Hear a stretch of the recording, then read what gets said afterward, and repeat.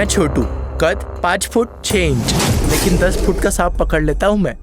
ये मेरे दोस्त गुड़िया और आकाश, दोनों की जिंदगी का एक जैसा टेंशन। आकाश का टेंशन उसकी माँ, तो वहीं गुड़िया का टेंशन उसके पापा। पर मैं अनाथ, कई बोलते मैं खुद एक टेंशन, पर मेरी एक दोस्त और थी, और उसका टेंशन था कि वो दुनिया का टेंशन दूर करे, लेकिन फिर उसको हमसे हमेशा के लिए दूर कर दिया गया।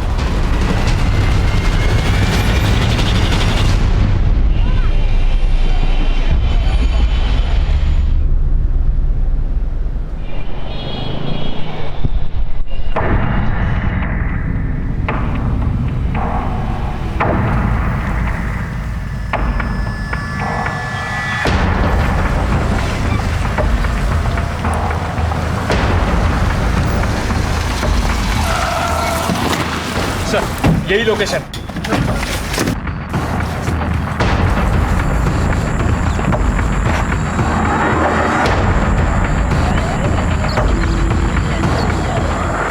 तोड़ दरवाजा।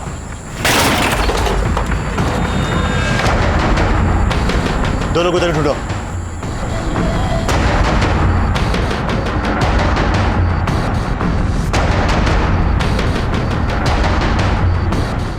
सर, अंदर कोई नहीं है। बाहर ढूंढो, आसपास सभी तरफ देखना, बच्चे यहीं की होनी चाहिए। सर।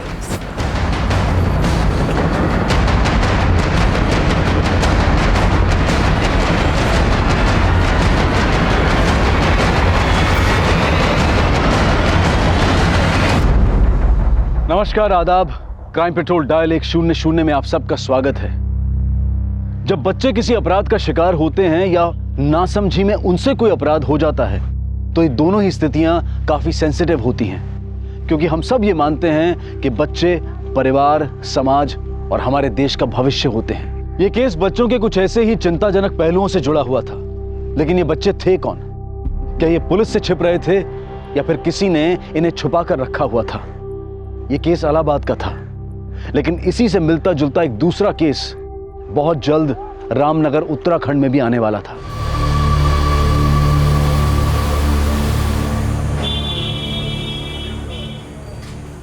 साहब माला, साहब माला, 10 का 1 20 का 3 है साहब, एक ले लो, एक ले लो, 10 का 1 20 का 3।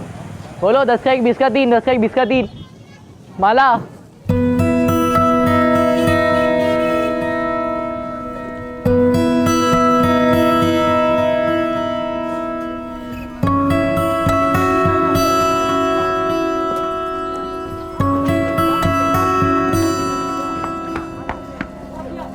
आंटी, माला ले लो ना, 10 का 1 20 का 3 ले लीजिए ना प्लीज। नहीं, माला नहीं चाहिए। माँ ले लो ना एक। अरे माला का क्या करेगी? माँ जी के लिए। आंटी ले जाओ, आपके लिए फ्री। फ्री? हाँ फ्री, ले जाओ। माँ सही दाम लगा देगा, 20 का 4 देगा। 20 का 4? ठीक है, 20 का 4। माँ ले लो ना। नहीं चाहिए, 10 का 2 देना।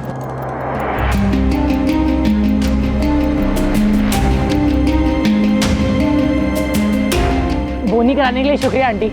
चल।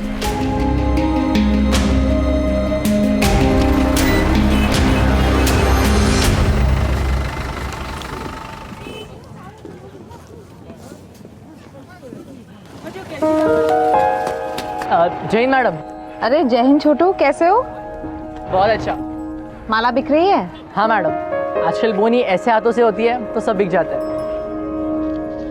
ये लो। अरे नहीं मैडम, आपसे पैसे लेना अच्छा नहीं लगता, आप तो माई बाप है हमारे। घोड़ा अगर घास से दोस्ती करेगा तो खाएगा क्या? रख लो, चलो। खाने का टेंशन नहीं मैडम, अब हमको पढ़ाई लिखाई कर कर आपकी तरह बनने का है। उसके लिए हमने स्कूल की किताबें भी खरीद ली है। अच्छी बात है। ये पकड़ो। हेलो, डेड बॉडी कहाँ पे? अच्छा ठीक है, मैं आती हूँ।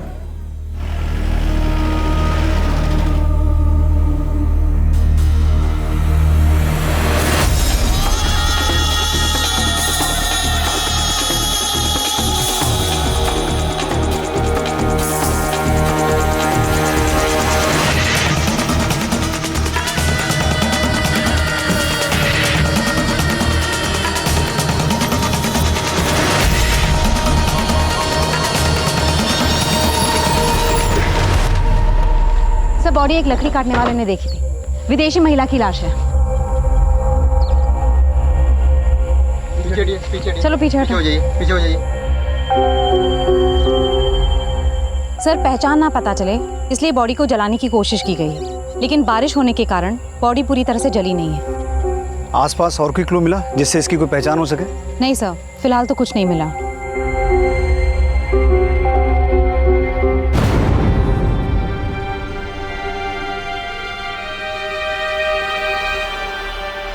चेहरे से तो इसकी पहचान कर पाना मुश्किल है, लेकिन शायद इस टैटू से कोई लीड मिले। गुंजन, आसपास जितने भी होटल, लॉजेस और गेस्ट हाउस हैं वहां से पता करो। ऐसी कोई फॉरेनर ठहरी हुई थी जो मिसिंग है? Yes sir.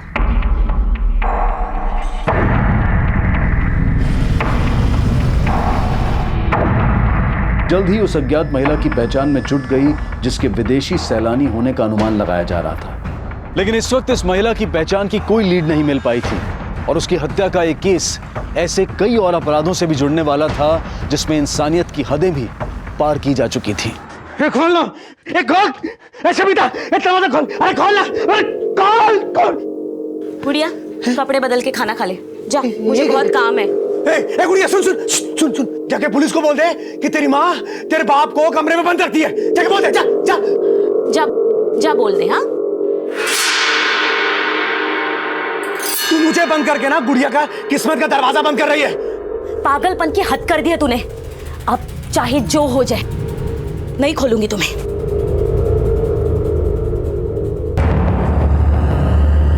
सर, जिस औरत की लाश हमें जंगल में मिली, ये उसका पोस्टमार्टम रिपोर्ट। सर, उस लड़की की मौत हमें लाश मिलने से एक रात पहले सांप के जहर से हुई है।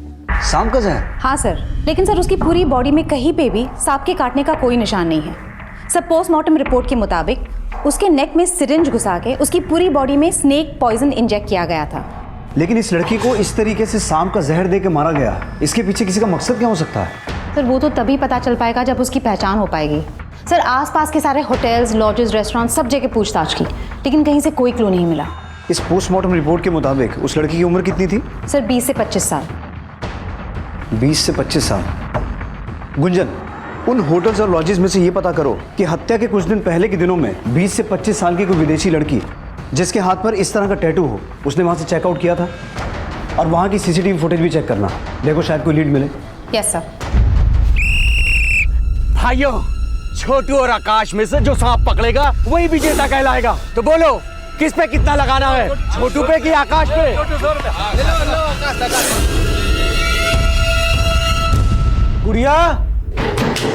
गुड़िया बेटा सुनना, देख दरवाजा खोल दे बेटा।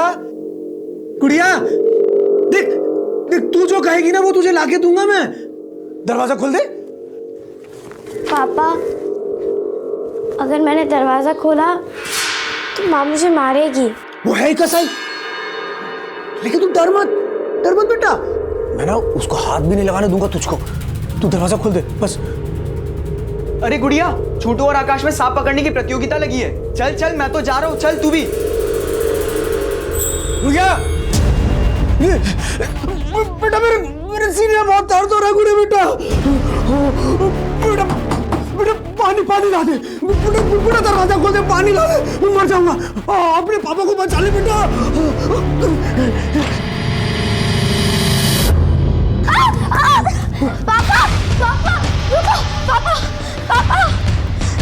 तो 1000 पाओ।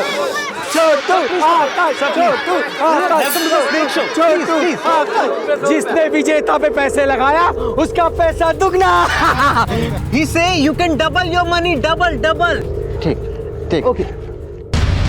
पापा, किधर जा रहे हो? पापा रुक जाओ, पापा रुको।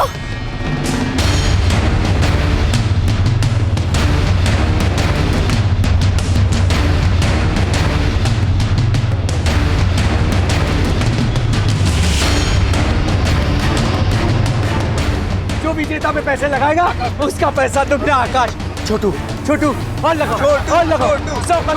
छोटू, you wanna play on Chhotu? Yes, I want His to name play. is Chhotu. You wanna play on him? Yeah, I want. अरे गुड़िया, तू किस पे पैसे लगाएगी, छोटू पे या आकाश पे? छोटू भी मेरा दोस्त है, आकाश भी।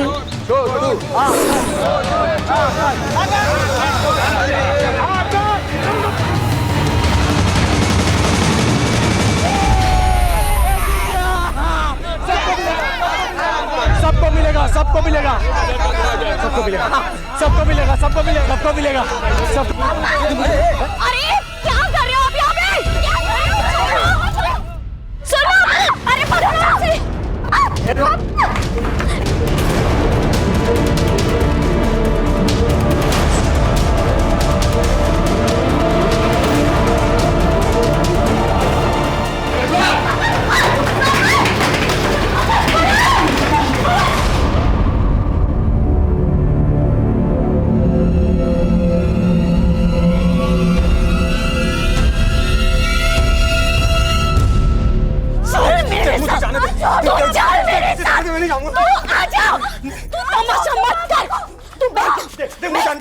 और तमाशा मत कर सबके सामने, हाँ?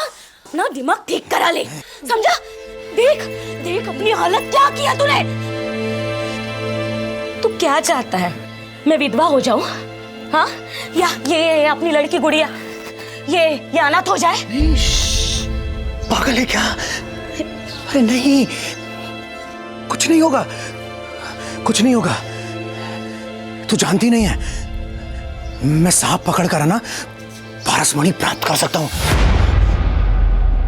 सोच, अगर मुझे पारसमणि मिल गई तो हम सबकी किस्मत बदल जाएगी। माँ, पापा इतना कह रहे तो मान जाओ ना, मत बंद करो पापा को।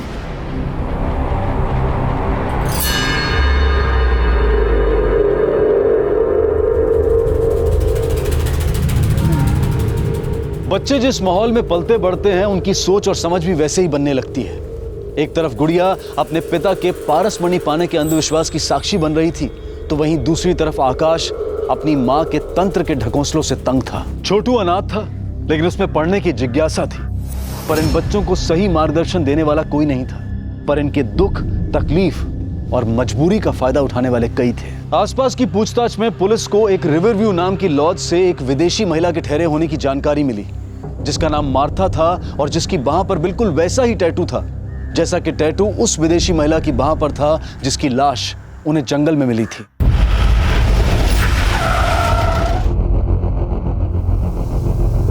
सर, मार्था हमारे यहाँ 15 दिन रुकी थी, तभी उसके हाथ में ये टैटू देखा था। मार्था रहने वाली कहाँ की थी? सर, उसके पासपोर्ट पे यूके का एड्रेस था। दिखाइए।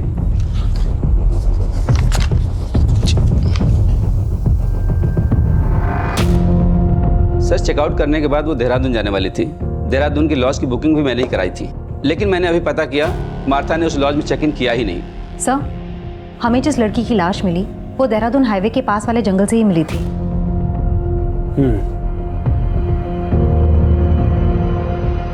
जिस दिन मार्था ने यहाँ से चेकआउट किया था उस दिन का सीसीटीवी फुटेज दिखाइए।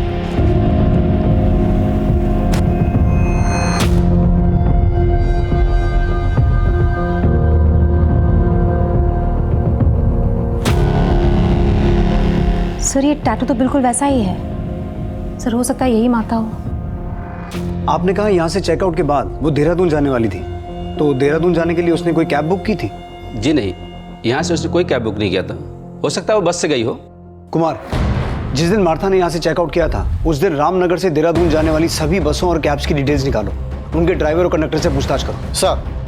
गुंजन, तुम यूके एम्बेसी में मार्था की डिटेल देकर यह पता लगाने की कोशिश करो कि जब हमें वो लाश मिली थी उसके बाद से मार्था अपने किसी रिलेटिव के टच में थी। इससे हमें यह पता चल जाएगा कि जो डेड बॉडी हमें मिली वो मार्था की थी या किसी और की। Yes sir. आपने कहा कि मार्था आपके यहाँ 15 दिन रुकी थी, उस दौरान उससे कोई मिलने आता था? सर, हमारे लॉज में यूके के और भी गेस्ट रुके हुए हैं, हमने उनको आपस में बात करते हुए देखा था।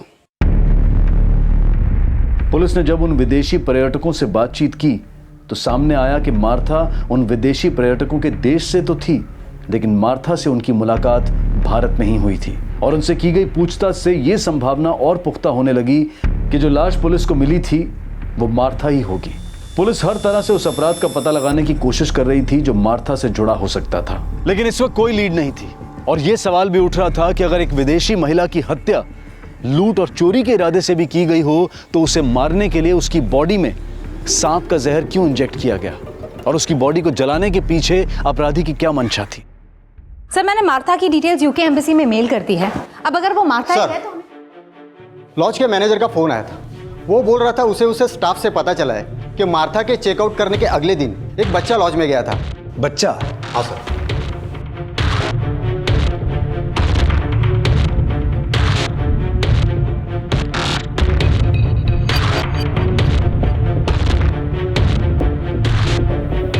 सर, ये बच्चा मार्था के बारे में बात कर रहा था, जिसने एक दिन पहले ही चेकआउट किया था।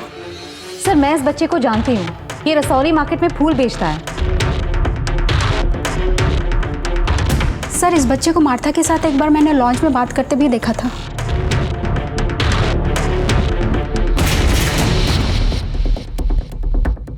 लेकिन सवाल ये उठता है गुंजन कि ये लड़का मार्था के चेकआउट करने के बाद मार्था के बारे में क्या पूछने आया था? सर, उसी से पूछ लेते हैं।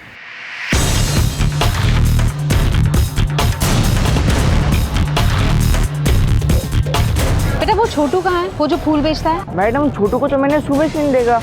कहाँ रहता है वो? मैडम, उसका घर नहीं है, तो गांव में जो मंदिर है ना, वहाँ सोता है।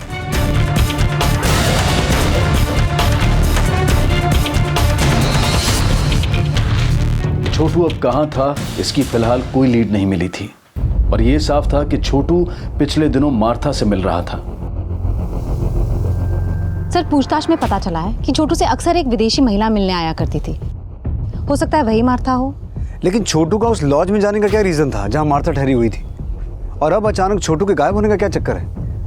गुंजन, ये छोटू है कौन? सर, छोटू पहले भीख मांगा करता था, लेकिन रेड पड़ने के बाद वो फूल बेचने लग गया। सर, पता चला है छोटू की दोस्ती किसी आकाश नाम के लड़के से थी, जो पासी के बस्ती में रहता है। हेलो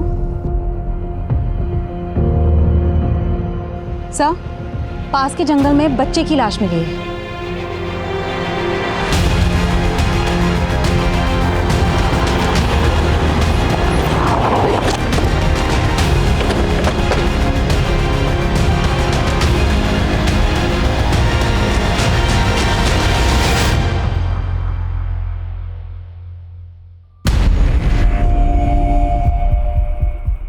कोई जानता है इस बच्चे को?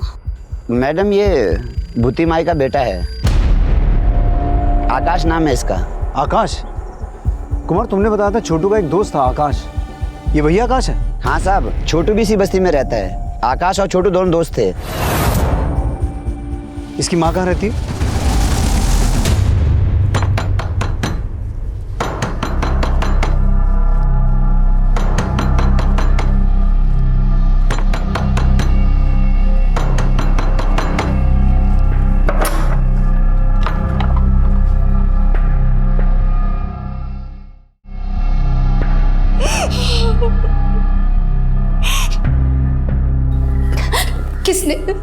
किसने मारा मेरे बेटे को? आकाश की बॉडी पर किसी तरह के घाव तो नहीं थे। अब ये पोस्टमार्टम के बाद ही पता चलेगा कि मौत की वजह क्या थी। पोस्टमार्टम? इसका मतलब आप मेरे बेटे की लाश के साथ चीर-फाड़ करोगे? नहीं, मैं ऐसा नहीं होने दूंगी। आप मेरे बेटे को वापस दीजिए। मेरा बेटा मुझे वापस चाहिए, बस। एक मिनट, बिना पोस्टमार्टम के हम आपको आकाश की बॉडी नहीं दे सकते हैं। अच्छा, ये छोटू के बारे में आपसे कुछ बात करनी थी हमें। छोटू? क्या उस कमीने ने मारा है मेरे बेटे को? हाँ? हमें छोटू की तलाश है, लेकिन तुम्हें ऐसा क्यों लगता है कि छोटू ने ही आकाश को मारा? साहब, छोटू आकाश से चिढ़ता था। मैंने कई बार आकाश को मना किया उस सड़क छाप लड़के से मत मिल, पर आकाश मेरी बात नहीं माना। और अब देखिए क्या हो गया।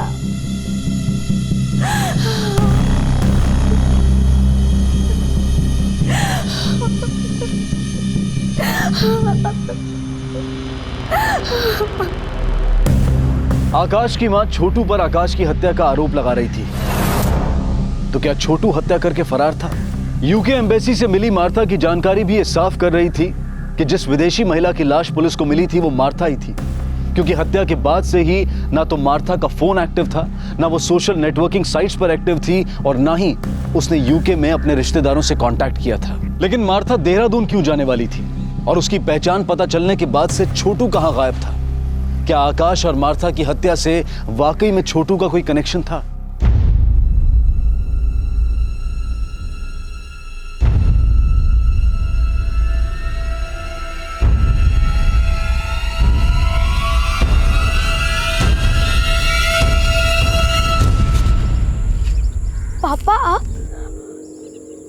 कहाँ जा रही है? कहीं नहीं। अच्छा ये बता, छोटू कहाँ है? छोटू? हाँ हाँ छोटू। आकाश को ना पारसमणि मिल गई है और वो छोटू है ना लेकर भाग गया है। बता छोटू कहाँ है? मुझे क्या पता। सर मैंने आकाश और छोटू के बारे में सब कुछ पता किया। आकाश और छोटू के बीच में सांप पकड़ने का कंपटीशन होता था जिसमें बैटिंग भी लगती थी। What? हाँ सर यही वो सर्प मित्र है जिसने दोनों को सांप पकड़ना सिखाया और यही उस पे बैटिंग लगवाता था। किस पे कितना लगाना है, छोटू पे कि आकाश पे? फिर बदले में उन दोनों को थोड़े पैसे दे देता था। सर आकाश के मर्डर के बाद ये सर्प मित्र भी गायब है और उसका फोन भी बंद है। मार्था की बॉडी में स्नेक पॉइजन इंजेक्ट किया गया था और आकाश की बॉडी पर भी किसी एक्सटर्नल इंजरी के मार्क्स नहीं मिले हैं। हो सकता है आकाश को भी उसी तरीके से मारा गया हो। लेकिन गुंजन, आकाश और मार्था इन दोनों की मौत का आपस में कोई कनेक्शन है?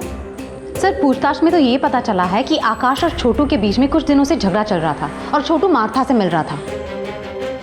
अब छोटू भी गायब है और सर्प मित्र भी। इस सर्प मित्र को ढूंढो। मुझे लगता है इन हत्याओं में उसका कोई ना कोई कनेक्शन है, इसीलिए ये गायब है। सर हेलो मैडम, छोटू मिल गया है। आज रसौली मार्केट में फिर से फूल बेचने आया वो। मैडम जंगल में एक मंदिर है, मैं वहाँ पहले अपनी माँ के साथ रहता था। 2 दिन से वहीं था मैं। वो सर्प मित्र भी तुम्हारे साथ था? नहीं मैडम, वो मेरे साथ नहीं थे। तो फिर कहाँ है वो? मालूम नहीं मैडम, लेकिन उस्ताद ने बोला था वो थोड़े दिन के लिए कहीं बाहर जा रहे हैं। कहाँ? वो पता नहीं मुझे। तुम मार्था को जानते हो? Martha madam? हाँ साहब, बहुत अच्छी है वो, मुझसे फूल खरीदती है। तुम मार्था को उसके लॉज में मिलने गए थे? गया था पर वो मिली नहीं। कहाँ है मार्था मैडम? मैं उन्हें काफ़ी टाइम से खोज रहा हूँ। क्यों खोज रहे हो? मार्था मैडम हम जैसे फुटपाथ के बच्चों के साथ कोई डॉक्यू फिल्म बना रही थी। उन्होंने कहा था मैं भी टीवी पे आऊँगा, तो मैं इसलिए उन्हें खोज रहा हूँ। छोटू, हमसे कुछ छुपा नहीं रहे हो ना? नहीं साहब। तो तुम्हारा वो उस्ताद कहाँ है, वो सर्प मित्र जो तुमसे और आकाश से सांप पकड़ने का खेल खिलवाता था?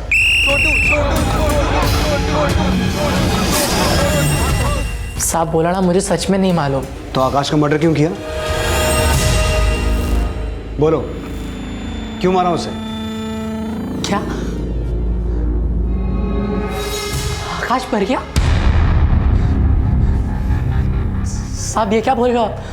आकाश की लाश मिली है हमें और हमें पता चला है कि तुम्हारा उसके साथ झगड़ा हुआ था। तुम्ही ने मारा ना उसे?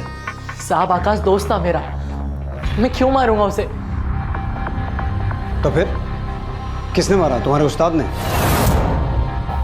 नहीं साहब, वो तो हमारे गुरु हैं, वो क्यों मारेंगे आकाश को? साहब मुझे तो लगता है आकाश की माँ ने उसके साथ कुछ किया होगा।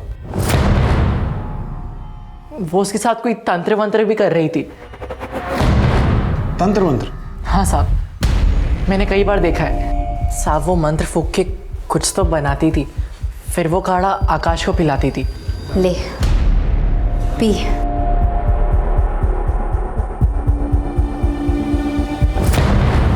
इसी वजह से आकाश अपनी माँ को बिल्कुल नहीं पसंद करता था। वो उसे ज़बरदस्ती रोज वो काढ़ा पिलाती थी। लेकिन वो पिलाती क्या थी? साहब ये तो पता नहीं, लेकिन जब से आकाश वो काढ़ा पीने लगा था वो एकदम गुस्सैल सा हो गया था।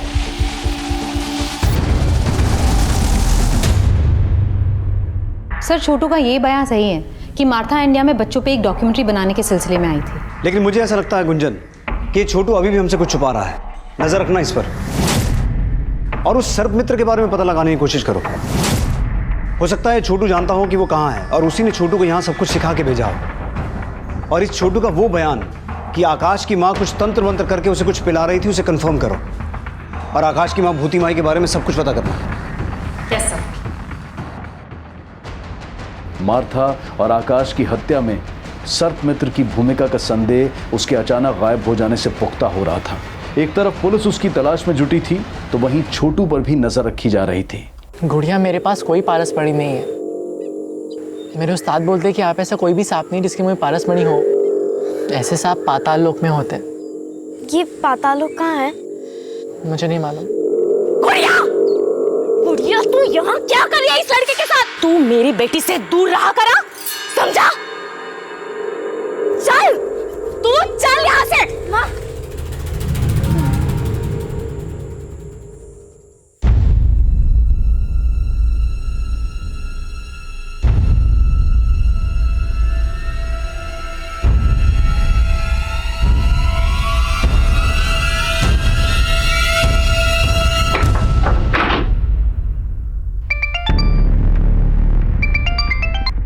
हेलो मैडम, आकाश की माँ ने शवगिरा से आकाश की बॉडी चुराने की कोशिश की है। उसे थाने लेके आ।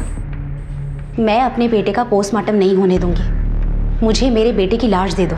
इसीलिए उसका पोस्टमार्टम नहीं होने देना चाहती, क्योंकि तूने उसे कुछ पिला के मारा है। मैंने कुछ नहीं किया साहब। बॉडी चुराने की कोशिश तो की, और हमने सुना है तो उसके साथ कुछ तंत्र मंत्र करती थी। हाँ करती थी, लेकिन उसे बचाने के लिए। उसमें कोई बुरा साया था। कैसा बुरा साया? उसकी कुंडली में खराबी थी। किसी ज्योतिषी ने कहा था कि वो अल्प आयु है। मैं तंत्र से उसकी नियति को बदलना चाहती थी, लेकिन नहीं बदल पाई। मैंने अपने बेटे को नहीं मारा। मुझे मेरे बेटे की लाश दे दो बस। लेकिन अब तो तेरा बेटा मर चुका है, उसकी लाश लेके क्या करेगी तू? उसे जिंदा करूंगी। क्या? हाँ, तंत्र में बहुत ताकत होती है, और मैं ऐसा तंत्र जानती हूँ जिससे मुर्दे को भी जिंदा कर सकती हूँ। आकाश की मां जो दावा कर रही थी वो उसके अंधविश्वास की मूर्खता ही थी, या फिर वो झूठी दलील देकर अपने अपराध को छिपाने की कोशिश कर रही थी? आकाश की पोस्टमार्टम रिपोर्ट से यह बात साफ हो गई कि आकाश की हत्या भी जहर इंजेक्ट करके ही की गई थी, जिस तरह से मार्था को मारा गया था। और जब पुलिस ने आकाश के घर की छानबीन की, पूरा घर छान मारो।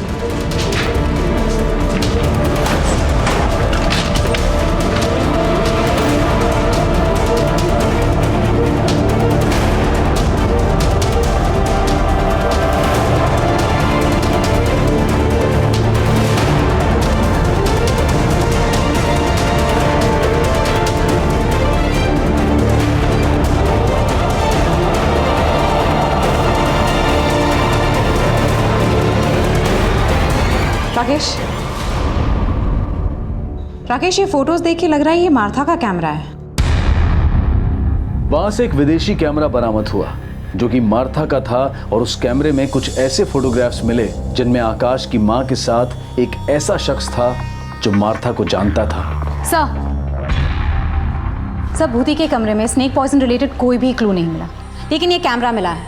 ये मार्था का कैमरा है और उसमें काफी सारे फोटोज क्लिक्ड है जिसमें भूति इस आदमी के साथ है।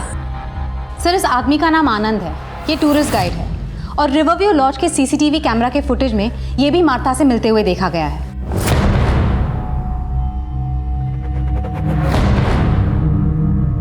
सर, मार्था को गाइड की जरूरत ही नहीं पड़ती थी, उसे पहले से सब कुछ पता था। तो फिर तू मार्था को मिलने उस लॉज में भी जाता था? सर, मैं तो उस लॉज में दूसरे टूरिस्ट से मिलने जाता था जो उसके देश से थे।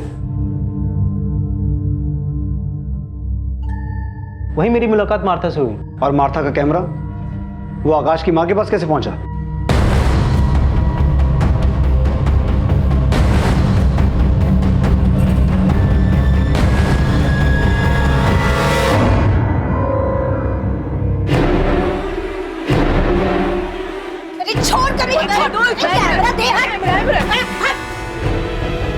उसने जबरदस्ती हमारी फोटो खींची थी, इसलिए मैंने उसका कैमरा छीना था। लेकिन इस आनंद के साथ क्या रिश्ता है तुम्हारा? वो सर, एक्चुअली मेरा और भूति का अफेयर है। हाँ, मेरा आनंद के साथ चक्कर है। मेरा मर्द मर चुका है। अगर मैं आनंद को पसंद करती हूँ तो इसमें गलत क्या है? वो गलत नहीं है, लेकिन अपना राज छुपाने के लिए तुमने जो मार्था को मारा है वो गलत है। ये आप लोग क्या बोल रहे हो? कभी कहते हो कि मैंने अपने बेटे को मार दिया, कभी कहते हो कि उस फिरंगी को मार दिया। मैं क्या शक्ल से आप लोग को खूनी लगती हूँ? वो जहर और सिरिंज कहाँ है जिनसे उनको मारा? कौन सा जहर, कौन सा सिरिंज? मैंने किसी को नहीं मारा। सर, ये विदेशी तो मेरे लिए भगवान है। इनकी वजह से मेरे जैसे गाइड का पेट पलता है। भला इतनी छोटी सी बात के लिए मैं मार्था को क्यों मारूंगा? सर, मैं तो खुद शर्मिंदा था, इसलिए मैंने मार्था से माफी भी मांगी थी भूति के लिए। सर, भूति बहुत खड़ूस औरत है। मेरा इतना मना करने के बाद भी उसने वो कैमरा वापस नहीं किया उसका। हाथ नहीं लगाना मुझे। क्यों मार रहे हो उसे? इसने मेरी पारस मणि चुराई है। पारस मणि नहीं चुराई उसने, पारस मणि।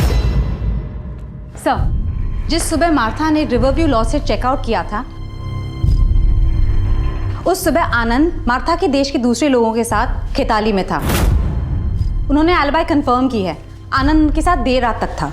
आकाश की माँ भूती माई की एलिबाई भी कंफर्म करो। हो सकता है मार्था के मर्डर में उसका हाथ हो।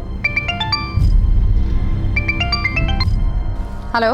हाँ मैडम, छोटू को गांव के एक आदमी ने बहुत मारा है। मैडम उससे बार बार सर्प मित्र और उस पारस मणि के बारे में पूछ रहा है। पारस मणि? कौन है वो आदमी? पराग नाम है मैडम उसका। उसकी एक बेटी है गुड़िया, जो हमेशा उस छोटू से मिलती रहती है। सर, उस सर्प मित्र की इंफॉर्मेशन मिली है। तू उन लोगों पे नजर रख, मैं बाद में बात करती हूँ। सर, जोगीपुर में एक सपेरों की बस्ती है। सर, इस वक्त वो जोगीपुर गांव में है।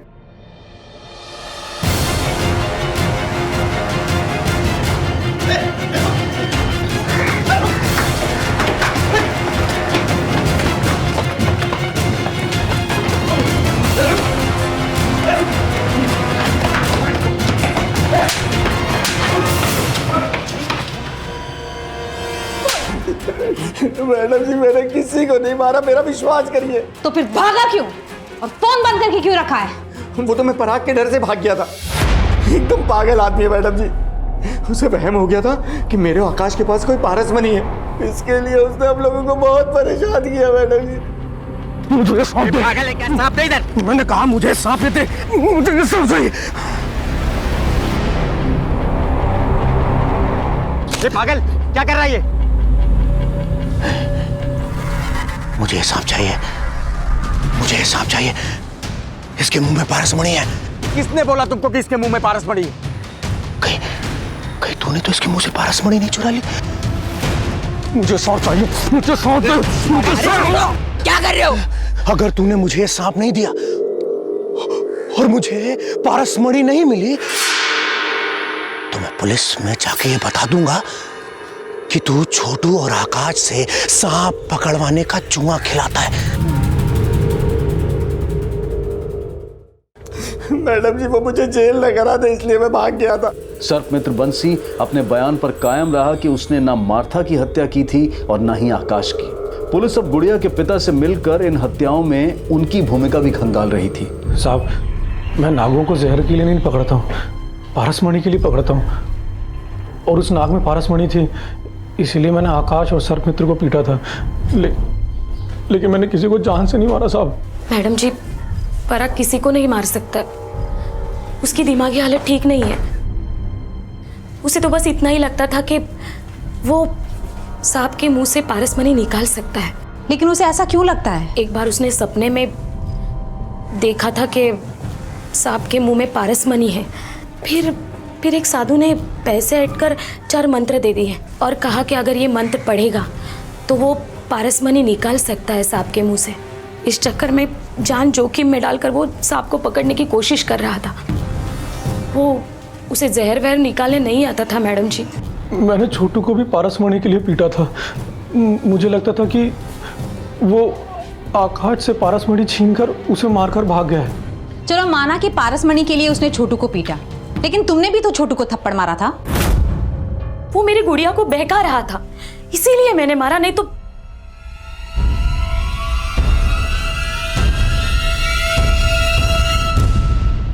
देखो बेटा, डरो मत, जो भी है हमें खुल के बताओ। मैं कुछ नहीं जानती हूँ। तुम छोटू से चोरी छिपके क्यों मिलती थी? क्योंकि माँ को छोटू पसंद नहीं। क्यों? वो अनाथ है इसलिए।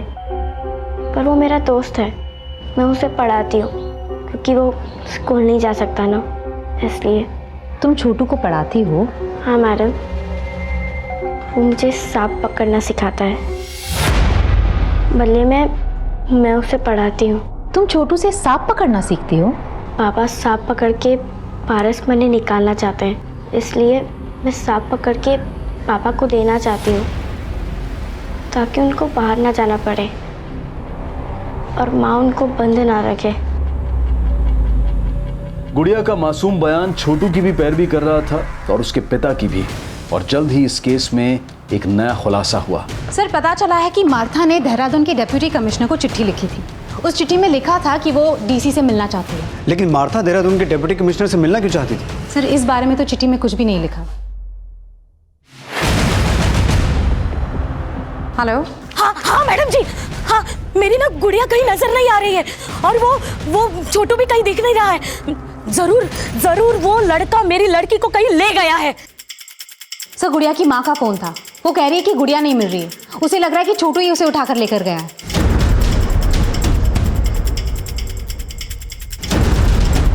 इस बार छोटू ही नहीं, उसके साथ गुड़िया भी गायब थी। लेकिन वो खुद गायब हुए थे या उनको गायब करने के पीछे किसी और का हाथ था? नहीं साहब, गुड़िया को तो नहीं, उसके बाप को भूती माई के साथ झगड़ते हुए देखा था। तेरे वजह से मेरा बेटा मरा है। मैं तेरे और तेरे खानदान का सर्वनाश कर दूंगी, सर्वनाश। सर मुझे ऐसा लगता है कि आकाश की मौत का बदला लेने के लिए उसकी माँ भूती माई ने गुड़िया को गायब किया। लेकिन गुंजन, गायब तो छोटू भी है। सर, इस आदमी ने गुड़िया को छोटू के साथ जाते हुए देखा था। छोटू गुड़िया को लेकर जंगल की तरफ गया है। गुंजन, छोटू ने हमें बताया था कि जंगल में एक मंदिर है जहाँ वो अपनी माँ के साथ रहता था। हो सकता है गुड़िया को लेकर वहीं गया हो।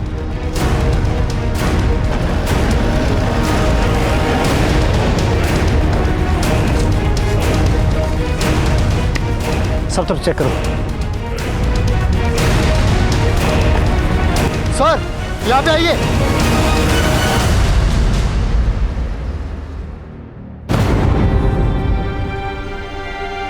जिंदा है, एम्बुलेंस बुलाओ जल्दी।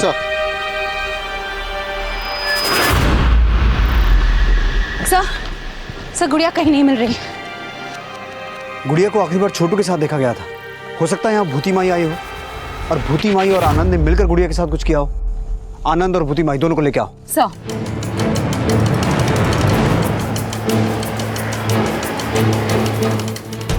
क्या है? अरे मेरे कुछ नहीं किया, मुझे छोड़ दो। अरे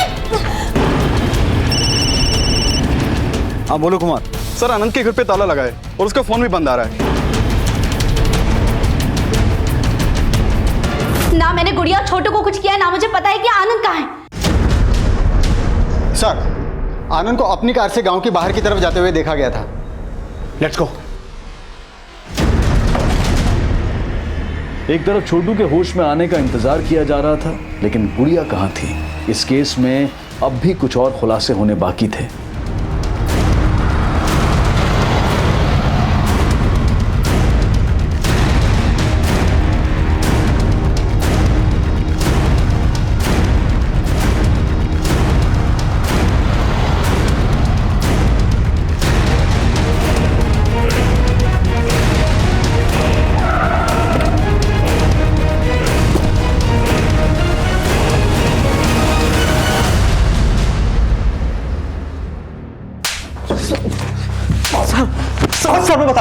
सर मैं बताता हूँ।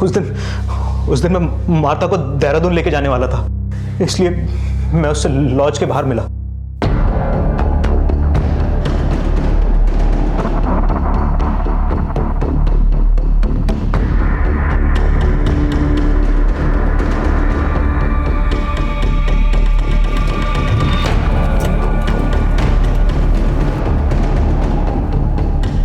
यहाँ क्यों रोका? अभी बताता हूँ तुझे।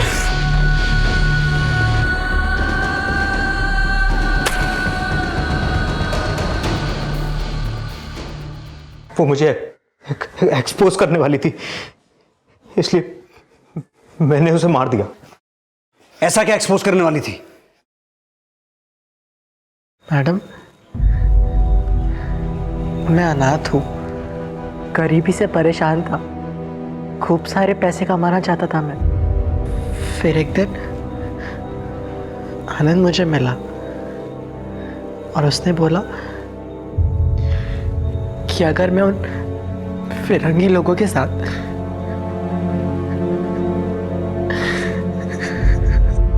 वो फिरंगी लोग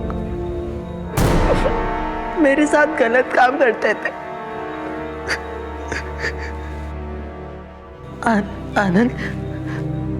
आनंद मुझे इसके लिए पैसे दिया करता था। और आकाश को क्यों मारा? तू उससे भी ये सब करवाता था? नहीं सर, आकाश से नहीं, लेकिन सर आकाश को पता चल गया था कि मैं छोटू से ये सब करवाता था। आकाश कौन है? छोट पागल हो गया क्या? तूने मेरे माँ को पागल किया, मैं कुछ नहीं कर पाया, पर तूने छोटू के साथ किया, वो बहुत बुरा किया। इसके लिए मैं तुझे छोड़ूंगा नहीं, पुलिस में दे दूंगा तुझे मैं।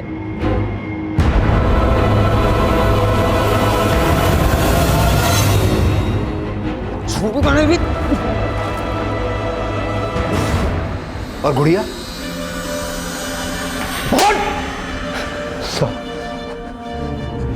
साहब, गुड़िया को एक फिरंगी ने पसंद कर लिया था, इसलिए मैंने गुड़िया को। गुड़िया मुझसे जंगल में सांप पकड़ना सीखती थी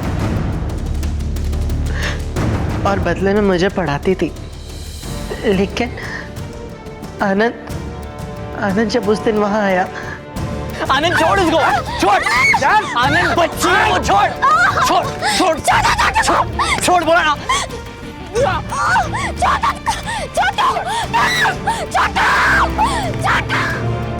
मैडम, मैं आकाश और वर्ता मैडम को नहीं बचा पाया, लेकिन आप लोग गुड़िया को बचा लो, वरना वो फिरंगी लोग गुड़िया के साथ भी। कहाँ है गुड़िया? कहाँ है गुड़िया? सब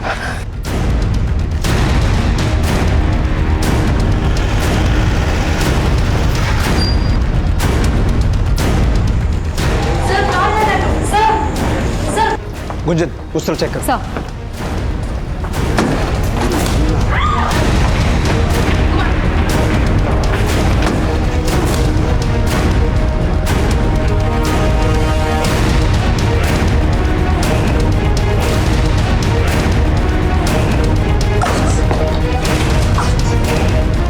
अरेस्ट करो इसे। अंकल मुझे माँ के पास जाना है। अंकल मुझे माँ के पास जाना है।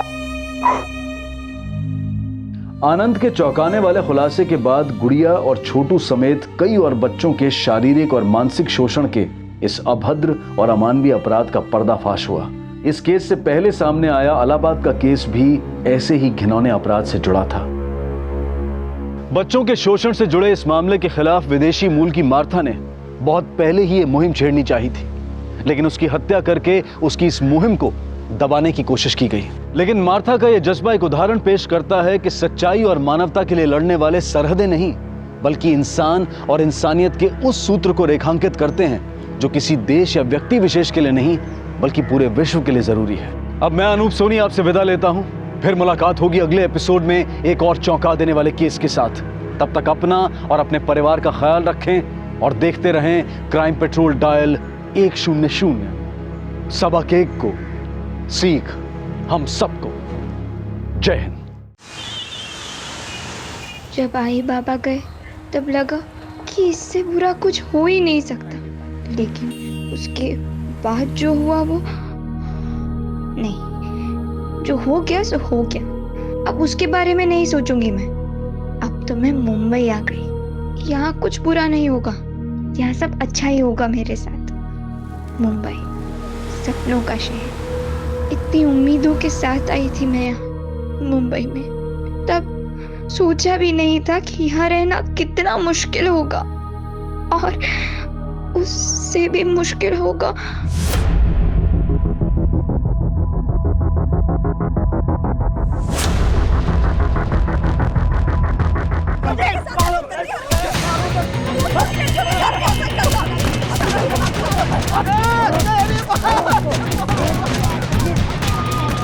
हेलो हेलो पुलिस, मैं ह्यूमैनिटी नर्सिंग होम से बोल रही हूँ। मैंने आपको इससे पहले भी कॉल किया था, प्लीज़ आप थोड़ा जल्दी आ जाइए।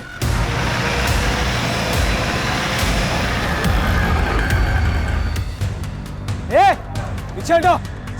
क्या लग रहा है?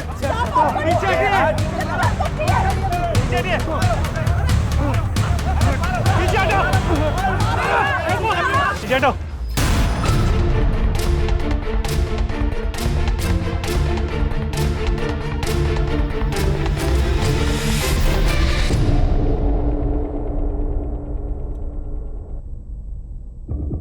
गौरी डरो मत, ठीक ठीक बताओ कि हुआ क्या था।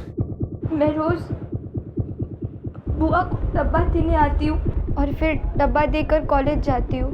आज भी मैं डब्बा देने आई थी। अचानक से मेरे पेट में बहुत दर्द होने लगा। मैंने सोचा कि मैं पहले डॉक्टर अंकल को दिखा दूंगी। गौरी को क्लिनिक में आते आते दोपहर हो गई। कह रही थी कि उसकी तबीयत ठीक नहीं है, पेट में दर्द था उसके। डरी हुई थी पर वाकई उसको बहुत दर्द हो रहा था। मेरे पेट में बहुत दर्द हो रहा है। अब बैठ जाओ। Hello, send me nurse. Gauri, Gauri, अरे मैंने उसे बुलाने की कोशिश की पर वो रुकी नहीं। वैसे डॉक्टर अंकल अच्छे से बात करते हैं मुझसे। वो मुझसे पढ़ाई के बारे में भी पूछते हैं और आज तो वो मुझे अपनी बेटी की बुक्स देने वाले थे। मेरे पेट में बहुत दर्द हो रहा है। ओह, पेट में दर्द हो रहा है?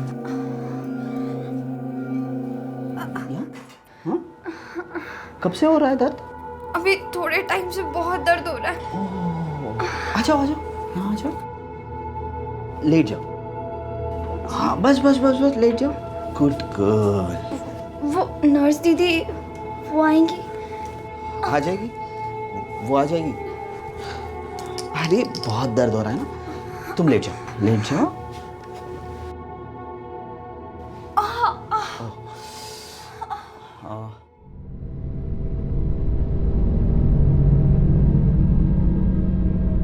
अरे एग्जामिन करना है ना, रिलैक्स।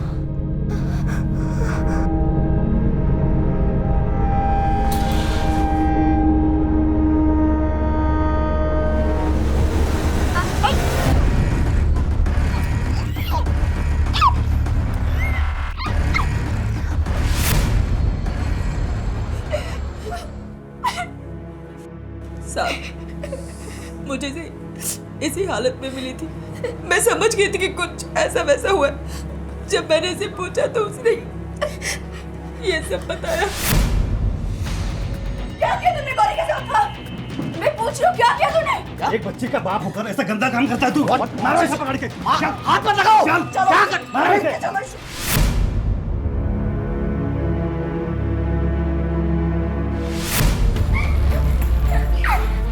तू चल अंदर। मैं हाथ उठा।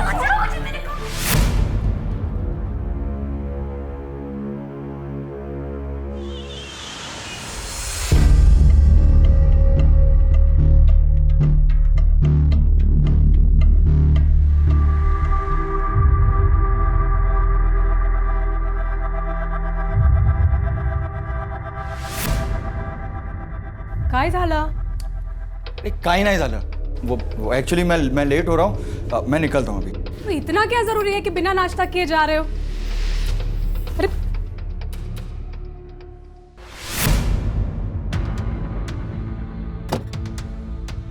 सर, अस्पताल के स्टाफ से पूछताछ किया और वहाँ के सीसीटीवी कैमरा के फुटेज को भी चेक किया। सर, फुटेज में कुछ खास हाथ नहीं लगा, लेकिन हाँ, गौरी अस्पताल से निकलते हुए नजर आ रही है। उसका हाथ उसके पेट पे था और वो बहुत धीरे धीरे चल रही थी। स्टाफ से पूछताछ में कुछ कंक्लूसिव नहीं मिला, सब मिक्स्ड बातें बता रहे हैं। सर, डॉक्टर शिरीष बहुत अच्छे हैं, वो सबकी बहुत हेल्प करते हैं। अगर वो नहीं होते तो शायद आज मैं डॉक्टर भी नहीं बन पाती। वो ऐसा कर ही नहीं सकते, इम्पॉसिबल है सर। इतना अच्छा कोई होता है क्या? मतलब सर, कुछ लोग अपनी अच्छाई को ज़्यादा ही दिखाते हैं ताकि अपनी बुराई को छिपा सके। उन्हीं में से है ये डॉक्टर। मात्र इससे तो कुछ भी क्लियर नहीं हो रहा। जब तक कोई सब्सटेंशियल इन्फॉर्मेशन नहीं मिल जाती उसको अरेस्ट नहीं कर सकते। जी सर, पर ये डॉक्टर शिरीष काफ़ी वेल कनेक्टेड भी है। मैंने इसका बैकग्राउंड चेक किया, शहर के टॉप अस्पतालों से जुड़ा हुआ था। फिर 6 साल पहले इसने खुद का नर्सिंग होम खोला। बड़े लोगों तक पहुँच है इसकी। इस केस को काफ़ी होशियारी से डील करना होगा। कोई एक्शन नहीं ले सकते जब तक कुछ सबूत ना। इस गौरी का बैकग्राउंड चेक करो ताकि ये गौरी साटम की medical report.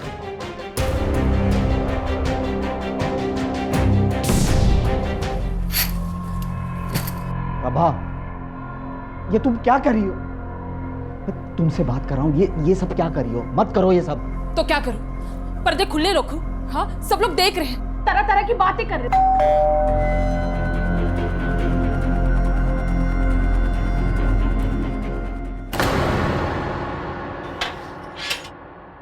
Doctor Shirish, you are under arrest. क्या? आपको हमारे साथ चलना होगा। अरे नहीं, नहीं, इन्होंने कुछ नहीं किया, प्लीज छोड़ दीजिए, छोड़ दीजिए। शिरीष, शिरीष।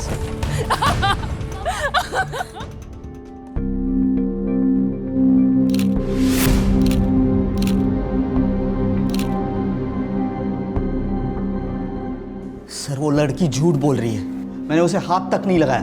तूने उसे सिर्फ हाथ नहीं लगाया, उसका रेप किया। रेप? ये देख मेडिकल रिपोर्ट, तू तो डॉक्टर है ना, पढ़ ले। सर पर ये मैंने नहीं किया। लेकिन गौरी तो तेरा ही नाम ले रही है। वो झूठ क्यों बोल रही है यही नहीं समझ में आ रहा है सर। सर कुछ तो गड़बड़ है, मुझे फंसाया जा रहा है। कौन फंसाएगा? किसी से कोई दुश्मनी है? गौरी तेरा ही नाम क्यों लेगी? हेमा, सर गौरी की एक बुआ है हेमा, वो ये सब कर सकती। वो जो तुम्हारे हॉस्पिटल में आया है वो? हाँ सर, 4 दिनों पहले उसे मैंने निकाल दिया था काम से। लेकिन जब गौरी के साथ ये सब हुआ तो वो वहाँ मौजूद थी। नोटिस पीरियड पे है सर, बहुत गुस्सा आया था उसे। गलती हो गई, सॉरी बोल रही हूँ ना सर, आगे से ऐसा नहीं होगा सर। ये सब तुम पहले भी बता चुके हो मुझे। सर सच्ची मैंने कुछ नहीं किया सर। झूठ मत बोलो, मुझे आर्ग्यूमेंट नहीं चाहिए। नहीं सर प्लीज ऐसा मत करिए सर, काम चला गया तो बहुत प्रॉब्लम हो जाएगी सर प्लीज ऐसा मत करिए सर, सर प्लीज। साहब वो झूठ बोल रहा है, नाटक कर रहा है खुद को बचाने के लिए। मैं आलसी या लापरवाह नहीं हूँ, लापरवाह होती तो नर्सिंग लाइन में इतने साल तक टिकी नहीं रहती। साहब नर्सिंग होम छोटा पड़ रहा है और स्टाफ ज़्यादा है और पगार नहीं बढ़ रही, इसलिए वो स्टाफ को निकाल रहा है। बड़ा ही कमीना आदमी है सर वो। मेरी भूल से बच्ची 2 दिन से कमरे में बंद है, शौक में है। गलत तो हमारे साथ हो रहा है साहब, और आप हमसे ही सवाल पूछ रहे हैं। नहीं चाहिए मुझे ये सब, नहीं होता मुझसे। काश आई बाबा जिंदा होते तो ये सब नहीं होता। नफरत है मुझे इस जगह से, इन सब लोगों से, अपने आप से।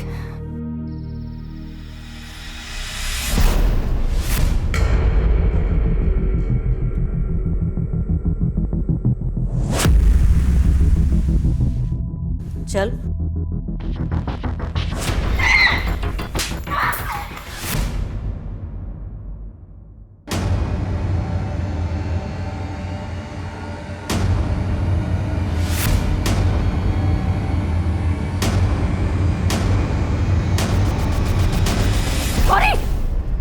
छोड़ दो, छोड़, क्या कर रही है? छोड़, पागल हो गई है तू। कौन है?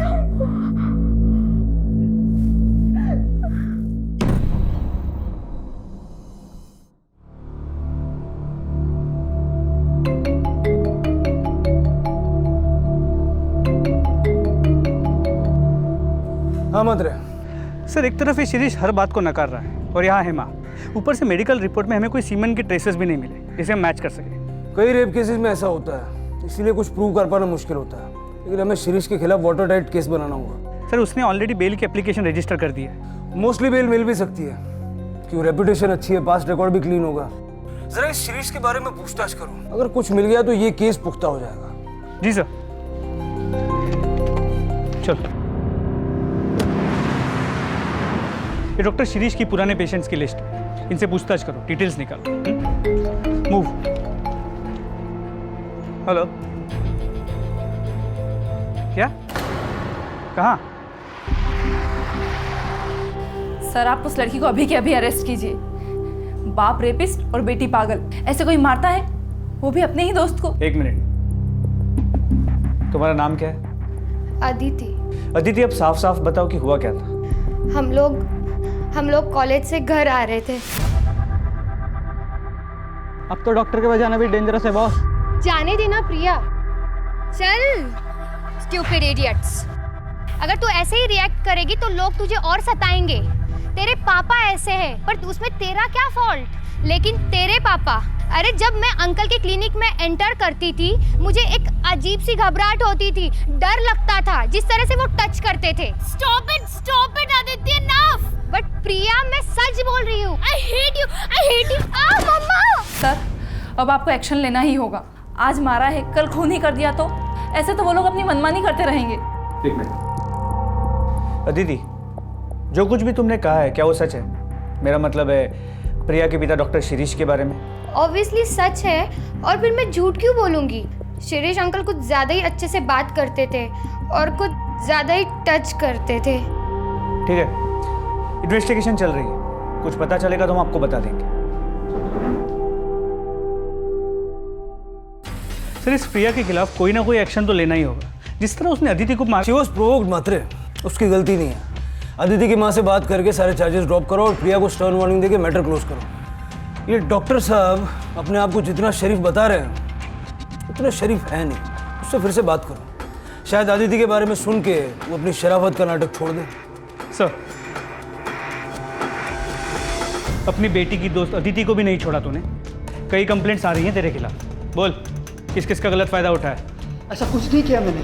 फिर अचानक से उसने कहीं और जाना शुरू क्यों किया? डॉक्टर क्यों बदला उसने?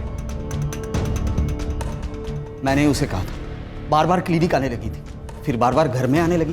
प्रिया से मिलने के बहाने घर आती थी, मुझसे बात करने की कोशिश करती थी। प्रिया, अरे अंकल, प्रिया है? प्रिया उसके रूम में स्टडी कर रही है, मैं उसको बुला दूं? नहीं अंकल, एक्चुअली आप मुझे एक बार चेक करेंगे, फीवर जैसे लग रहा है। फीवर जैसे? पर 2-3 दिन पहले तो आप क्लिनिक आके गई। पर लेकिन ना अंकल, कल रात से कुछ ज़्यादा ही लग रहा है। Is that so? Let me check. नहीं बेटा, you are absolutely fine. नहीं अंकल, आप तो एक बार अच्छे से चेक कीजिए ना।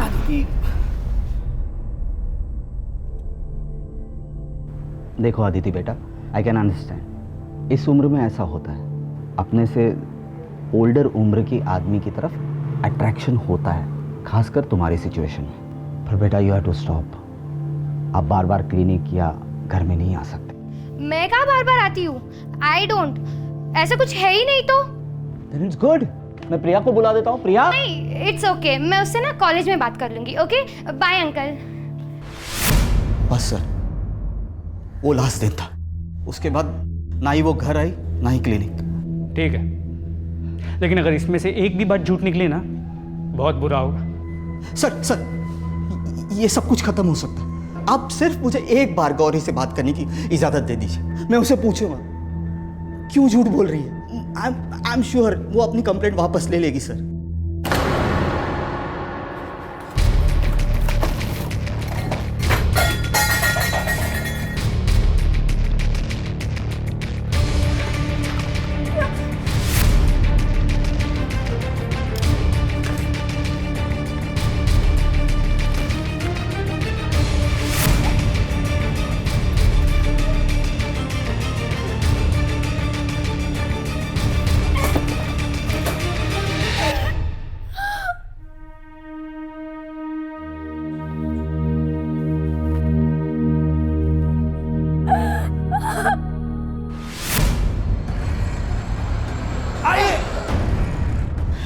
क्या कर रही हो ये?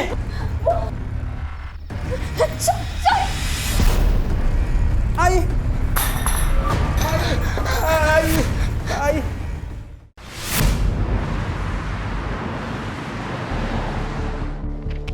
टेबल पर सर, डॉक्टर शिरीष अपनी वही बात दोहरा रहा है।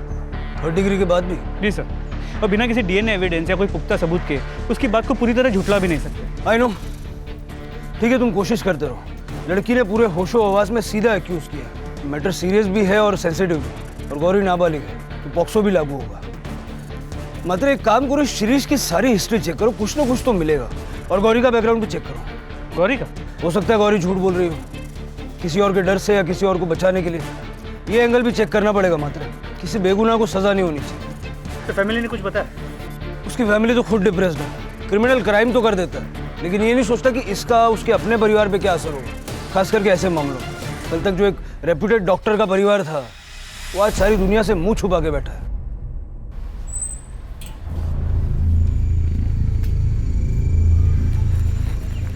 मिसेस रानडे,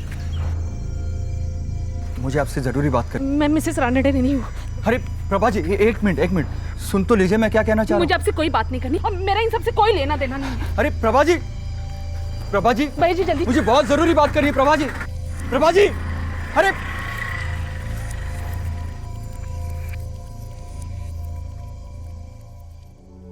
शिरीष, शिरीष,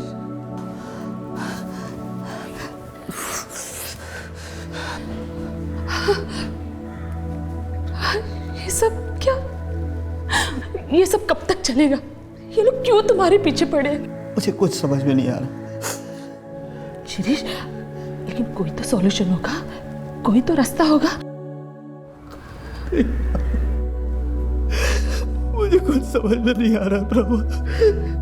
लोग गौरी अब ये प्रिया की दोस्त, कुछ समझ में नहीं आ रहा कुछ। Shirish, calm down. लेकिन एक रास्ता है।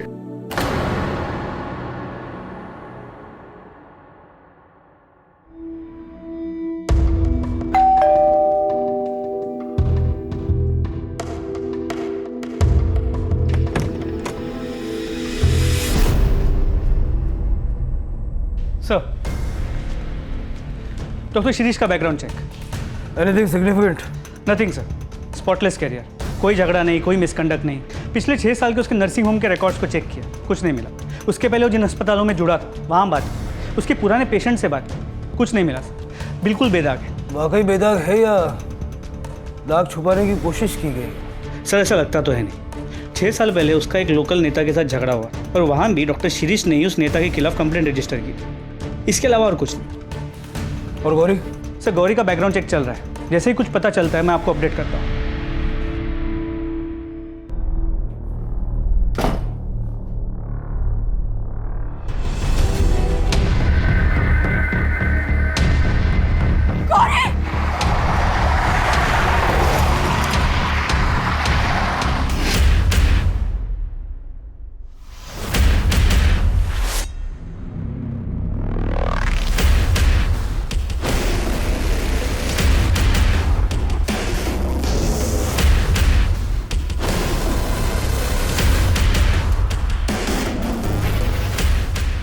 ये फोन किसका है? गौरी का। कामली ये पण घ्या।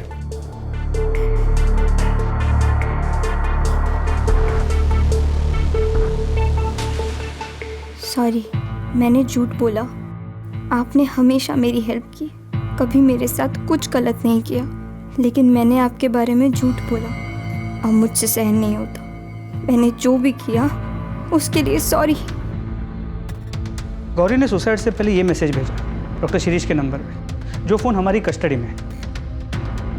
मात्र शौक में होने के बावजूद गौरी ने बहुत क्लियरली शिरीष पे रेप का इल्जाम लगाया था। वही लड़की अचानक सुसाइड। आपको लगता है कि ये सुसाइड स्टेज्ड है? सच पे पर्दा डालने के लिए, क्योंकि अगर वाकई शिरीष बेगुनाह है और किसी ने गौरी को उसका नाम लेने के लिए मजबूर किया है, तो आगे चल के गौरी उसके लिए खतरा बन सकती है। सर उल्टा भी तो हो सकता है। हो सकता है डॉक्टर शिरीष गुनहगार हो और उसने अपने आप को बचाने के लिए गौरी को मरवा दिया और फिर गौरी के फ़ोन से मैसेज भिजवा दिया।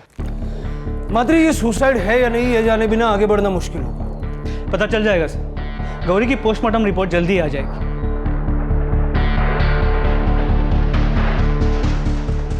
गौरी साटम की तथाकथित आत्महत्या के चलते ह्यूमैनिटी नर्सिंग होम बलात्कार मामले ने एक नया मोड़ लिया। मम्मा ये देखो। मौके वारदात पर मौजूद वरिष्ठ पुलिस कर्मियों ने ये आशंका जताई है कि आत्महत्या है या एक सोची समझी साजिश। डॉक्टर शिरीष रानाडे की फैमिली से संपर्क करने की सारी कोशिशें नाकाम रही। खुद पुलिस कस्टडी में डॉक्टर शिरीष रानाडे अपने आप को बेगुनाह होने का दावा कर रहे हैं। क्या हुआ? अरे मैं देख रही हूँ ना टीवी। प्रॉब्लम क्या है तुमको? प्रॉब्लम क्या है? ये प्रॉब्लम जो इतना जोर जोर से चला के रखती हो। वहाँ हॉस्पिटल में सारे पेशेंट्स और घर पर तुम। 2 मिनट चैन की सांसें तो लेने दो। 1 मिनट, काय झाला काय तुम्हाला? मैं रोज देख रही हूँ, तुम्हारा चक्कर वक्कर चल रहा है ना किसी के साथ? सच बताओ। हमारे साथ बात करना ही बेकार है। Leave it. सर, गौरी की पोस्टमार्टम रिपोर्ट, उसकी मौत 1:30 और 2 के बीच हुई है और वो मैसेज 2:15 को भेजा गया है। उसके बॉडी पे स्ट्रगल के निशान है, मतलब उसने अपने आप को बचाने की कोशिश भी की थी। सर ये तो क्लियर मर्डर है। मतलब गौरी को मारने के बाद उसके फोन से वो मैसेज भेजा गया। तुम्हारा अंदाजा सही था। गौरी के मरने से सबसे ज्यादा फायदा किसको हो सकता? क्या गौरी उसने अपने आप को क्यों कैसे कैसे कैसे हुआ सर ये सब कुछ?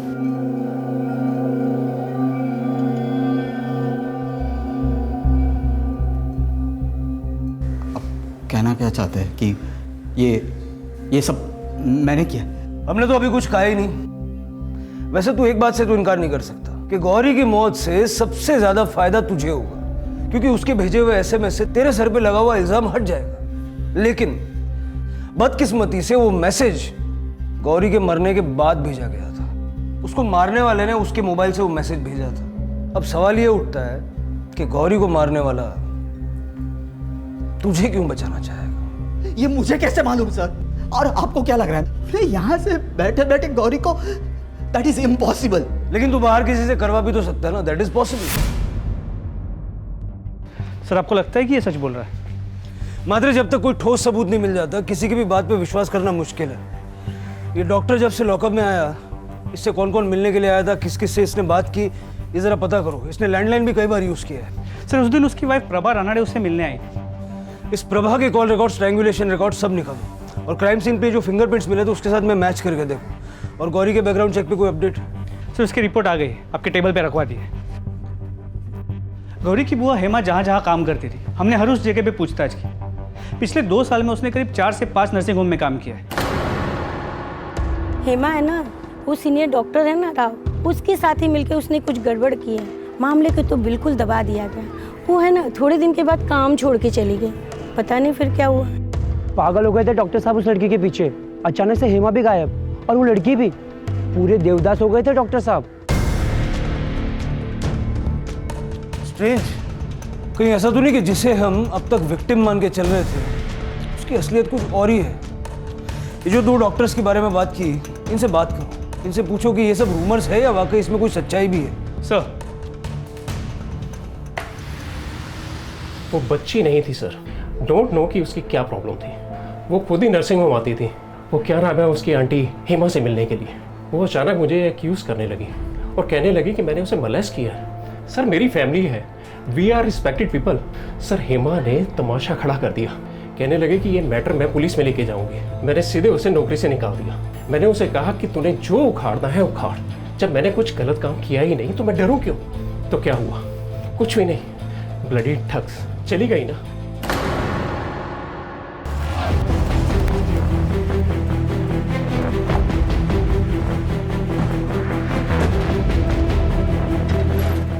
शिप्रा चलता हूं मैं, शाम को लेट आऊंगा। डॉक्टर यतीन केलकर। जी सर। हम आपसे गौरी साटम के बारे में बात करने आए, ध्यान देना उसे। हेमा ने आपके अस्पताल में तकरीबन कितने टाइम के लिए काम किया था? सर एग्जैक्टली तो याद नहीं है सर। हेमा तो याद है ना?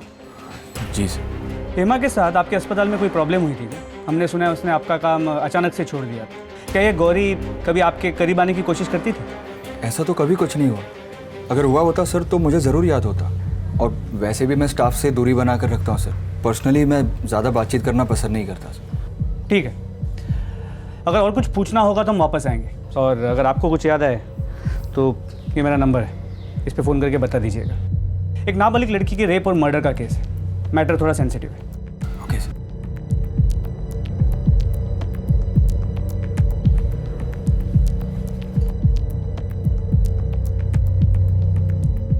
पुलिस क्यों आई थी यहाँ पे? क्या किया तुमने? दिमाग खराब हो गया क्या तुम्हारा? क्या करूंगा मैं? देखो मुझे सच सच बताओ, तुमने क्या किया है? कुछ नहीं किया है मैंने। हर बात पे शक करती हो यार।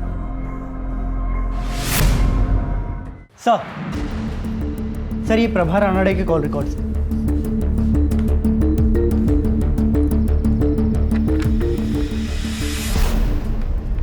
चलो।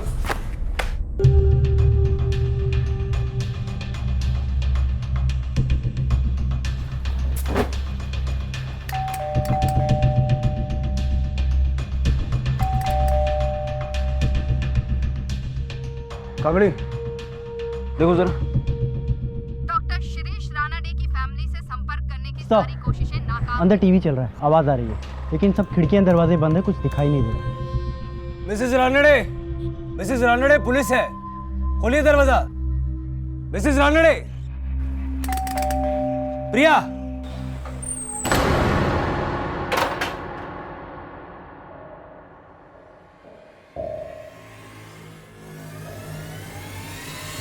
सब मैं क्यों गौरी को, मैं तो उस लड़की के आसपास भी नहीं गई। मैं तो उसे जानती भी नहीं हूँ। हमारे पास सबूत है, तुम्हारे फ़ोन का लोकेशन उस वक्त उसी जगह का है। क्या कर रही थी वहाँ? मैं वहाँ गई थी, लेकिन उसे मारने नहीं, ऐसा कुछ भी नहीं था। अभी के अभी मेरे साथ पुलिस स्टेशन चल, कंप्लेंट वापस ले ले। मेरे पति ने तेरे लिए इतना कुछ किया और तूने बदले में ये सिला दिया? हाँ, उनकी इज्जत, उनका करियर, सब कुछ बर्बाद कर दिया। हाँ, चल मेरे साथ, केस वापस ले ले। आप जाओ प्लीज, आपको जो बात करनी आप मेरी हत्या से बात करो। देख, आप जाओ प्लीज, प्लीज मुझे अकेला छोड़ दो। ठीक है, मैं जा रही हूँ, तुम्हारे आत्या से भी बात करूंगी। हम कैसे मान लेंगे जो तुम बोल रही हो वो सच है? तुम्हारे पास तो मोटिव भी था और मौका भी था। सर, मैंने ऐसा कुछ नहीं किया है। We are respected family. पता चल जाएगा। गौरी के दुपट्टे और फोन पे जो फिंगरप्रिंट्स मिले हैं, अगर उससे तुम्हारे फिंगरप्रिंट्स मैच हो गए तो फिर। सर, मैं जब वहाँ से निकली थी तब मैंने वहाँ एक आदमी को जाते हुए देखा, उसकी घर की तरफ। कौन था वो आदमी? जानती हो उसे? नहीं सर, मैं उसे जानती नहीं हूँ, लेकिन एक दिन वो आदमी मेरा पीछा कर रहा था। सर, वही बता सकता है मेरे जाने के बाद गौरी जिंदा थी या नहीं। उसका चेहरा याद है? ऑफ कोर्स सर, याद है। एक बार उसने रास्ते में मुझे रोककर मेरे से बात करने की कोशिश की थी। हाँ सर, मैं यहाँ गौरी के गांव पहुँच गया हूँ। उसके घर के आसपास पूछताछ करके देखता हूँ कि उसकी किसी के साथ कोई दुश्मनी या कोई और एंगल सामने आता है क्या। जी सर, मैं आपको इमीडिएटली अपडेट करूँगा। Okay sir. हाँ साहब, वो मेरे बाजू में ही रहती थी। कुछ टाइम के बाद उसके माँ बाप मर गए और वो अपने काका काकी के यहाँ रहने चली गई और पता चला कि वो अपने काका काकी के यहाँ से भी भाग गई है। साहब, एक तो दया की, उसको घर में रखा, इतना सब कुछ किया उसके लिए, फिर भी घर से भाग गई नालायक लड़की। ये तो हम भी जानना चाहते हैं, आपने उसके लिए इतना सब कुछ किया, फिर भी वो घर से भाग के क्यों गई? मुझे क्या पता साहब। पता नहीं या कुछ छुपा रही हैं? सब जो कुछ था सब बता दिया मैंने। मैं क्या छुपाएगी साहब आपसे? मैं तो हैरान हूँ, मुंबई भाग गई, वो भी अपनी हत्या के पास। बहुत पहुँची हुई लड़की है साहब। थी, अब नहीं है। थी? इसलिए उसके बारे में जो भी बोलेंगी ना, सोच समझ के बोलना। सर, ये गौरी की चाची की बातों से ऐसे लगा कि वो कुछ छुपा रही है। मतलब सपोर्ट और शेल्टर के मिलने के बावजूद गौरी का इस तरह घर छोड़ के चले जाना कुछ सेंस नहीं बनता। एग्जैक्टली। लेकिन उसके पहले एक और बात। प्रभा राणा के मुताबिक उसके गौरी के घर से निकलने के बाद उसने एक आदमी को गौरी के घर की तरफ जाते हुए देखा था। तो चेहरा भी यार, मैंने स्केच बनाने के लिए बोला है अभी। सर ये उस आदमी का स्केच है प्रभा राणा के मुताबिक। ये कौन? सर एक मिनट। सर ये तो बिल्कुल उस दूसरे डॉक्टर जैसा दिखता है जिसने गौरी की बात को डिनाई किया, डॉक्टर यतीन केलकर। मात्रे उठा लो इसको। सर चलो। अरे साहब, कहाँ लेके जा रहे हो इनको? अरे बताओ तो सही, इन्होंने किया क्या है? सुनिए, हेलो मैडम। ये सब क्या हो रहा है? क्या किया है तुमने? हाँ बताओ मुझे, मैंने कहा था ना तुमसे, इसी बात का डर था मुझे। शिप्रा, कभी तो शक करना बंद करो। जी सर, गौरी को मैंने ही मारा है। लेकिन सर मैं उसे मारने की इरादे से नहीं गया था। मेरी लाइफ तो पहले से ही बर्बाद कर चुके थे वो लोग, लेकिन मैं नहीं चाहता था कि डॉक्टर शिरीष के साथ भी वो लोग ऐसा ही करें। मतलब साफ साफ बताओ, क्या बकवास कर रही है? अरे मैंने इसे हाथ तक नहीं लगाया। गौरी क्या चल रही है? तो ये ऐसा क्यों बोल रही है? झूठ बोल रही है क्या? वैसे भी हॉस्पिटल में सबने देखा है कि किस तरह सारा दिन आपकी नजरें गौरी पर ही टिकी रहती है। 17 साल की मासूम सी बच्ची है वो। छोड़ूंगी नहीं तेरे को, पुलिस में कंप्लेंट करेगी। हाँ। अरे ऐसे कैसे पुलिस में कंप्लेंट करेगी? तेरी झूठी कंप्लेंट की वजह से मेरी लाइफ, मेरी फैमिली, मेरा करियर सब बर्बाद हो जाएगा। चल गौरी तू चल। सुन, समझौता कर लेते। 50,000। चल गौरी। अरे रुको, देखो 75, 75,000 ले लो और ये मामला यहीं पर खत्म करो। देखो इससे ज्यादा मैं नहीं दे पाऊंगा, इतना ही कैश है मेरे पास। चल गौरी। हत्या ले लेते हैं ना, मुझे पुलिस के पास नहीं जाना है। यानी गौरी को पैसे चाहिए थे? नहीं सर, पैसे तो उस हेमा को चाहिए थे। वो तो गौरी को बस यूज कर रही थी। डॉक्टर शिरीष के मामले में भी वो वैसा ही कर रही थी जैसा उसने मेरे साथ किया। लेकिन मैंने सोच लिया था सर, मैं अब चुप नहीं बैठूंगा। बहुत हो गया था सर, मैं इन सब में इन्वॉल्व नहीं होना चाहता था। मैं कंट्रोल नहीं कर पाया सर। इसके बाद मैंने डॉक्टर शिरीष की वाइफ से कांटेक्ट करने की कोशिश की, क्योंकि मैं विटनेस बनने के लिए तैयार था, ताकि हम सबको बता सके कि हेमा और गौरी पहले भी ऐसा कर चुकी है। मिसेस रानडे, मुझे आपसे ज़रूरी बात करनी। मैं मिसेस रानडे नहीं हूँ। लेकिन सर वो इतनी डरी हुई थी कि उसने मेरी एक भी नहीं सुनी। इसलिए सर मैंने उसका पीछा करना शुरू किया। और सर जब मैंने देखा कि वो गौरी के घर से बाहर आ रही है, तो मैंने सोचा कि मुझे गौरी से जाके बात करनी चाहिए, उसे समझाना चाहिए। शायद वो मेरी बात समझे।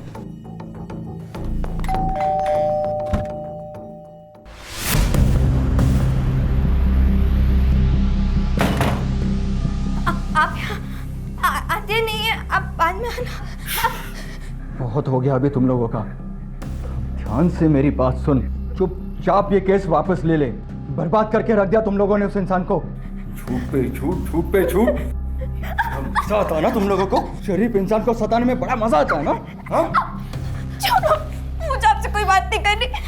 छोड़ो मुझे, जाओ वरना मैं चिल्लाऊंगी। आप छोड़ो वरना मैं चिल्लाऊंगी। मैं चिल्लाऊंगी।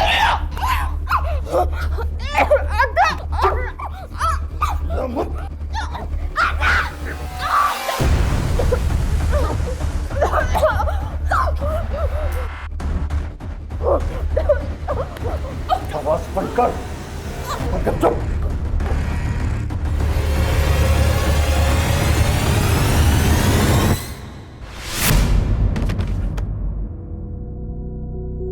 गौरी, गौरी, गौरी।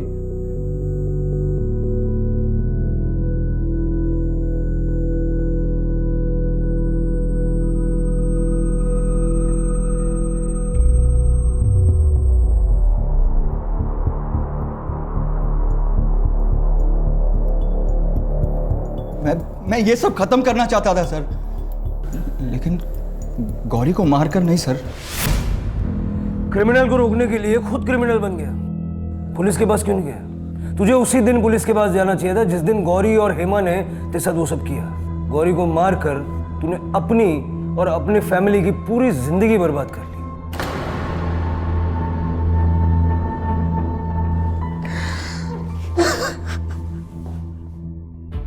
मतलब इस सब की मास्टरमाइंड हेमा है।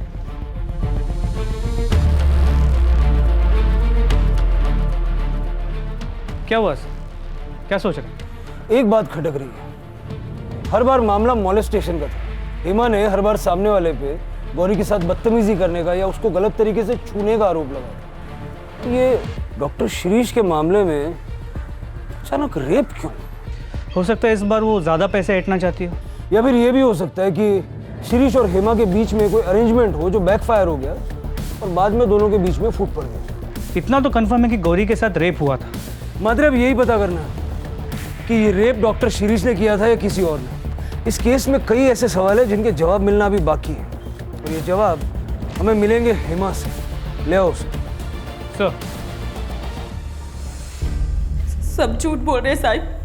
गरीब लोगों को बदनाम करना आसान होता है। हमने ऐसा कुछ भी नहीं किया।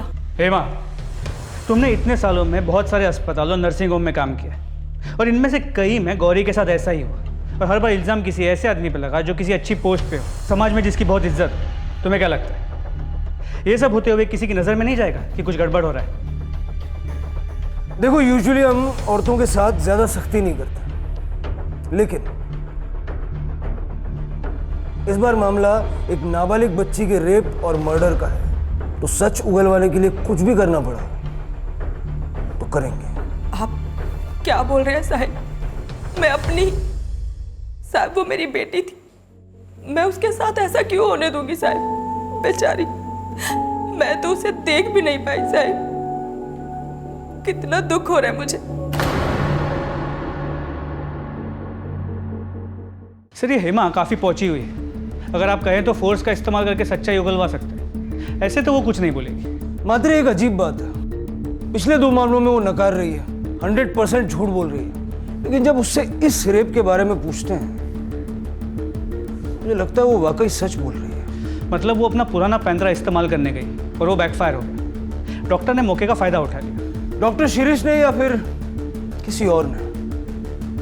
शिरीष और गौरी का कच्चा चिट्ठा तो हमारे पास है, लेकिन हेमा के बारे में पूरी इंफॉर्मेशन नहीं है। जरा पता करो कि गौरी के रेप और मर्डर की वारदातों से पहले हेमा किस किस के टच में थी। उसके कॉल रिकॉर्ड्स भी निकलो। सर उसके कॉल रिकॉर्ड्स ऑलरेडी मंगवाए थे, आ गए, मैं लेके आता हूँ।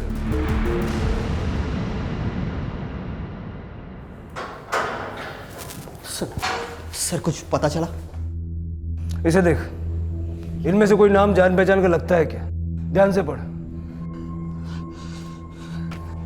ये सर, ये नाम, ये नेता है। इसके खिलाफ मैंने 5-6 साल पहले कंप्लेंट की थी। क्यों? वही चक्कर सर, एक्सटॉर्शन। जब मैंने नया नर्सिंग होम खोला था तब ये पैसे मांगने आए थे। लो यहां से। पहले ही तुम्हारे खिलाफ पुलिस में कंप्लेंट कर चुका हूं मैं। यहाँ आसपास दिखाई भी दिए तो अंदर करवा दूंगा, समझे? चलो चलो। हाथ नहीं लगाने का। छोड़ूंगा नहीं तुझे, मैं छोड़ूंगा नहीं। सर सही कह रहे, मैंने रिपोर्ट चेक किए थे। और लोग वोट क्यों नहीं देंगे? क्या हुआ, हमने 8 साल में सड़क का काम पूरा किया है। लोगों को काम याद दिलाओ, 8 साल नहीं, ठीक है? साहब वो पुलिस आई है। पुलिस बाहर रुकने को बोलो।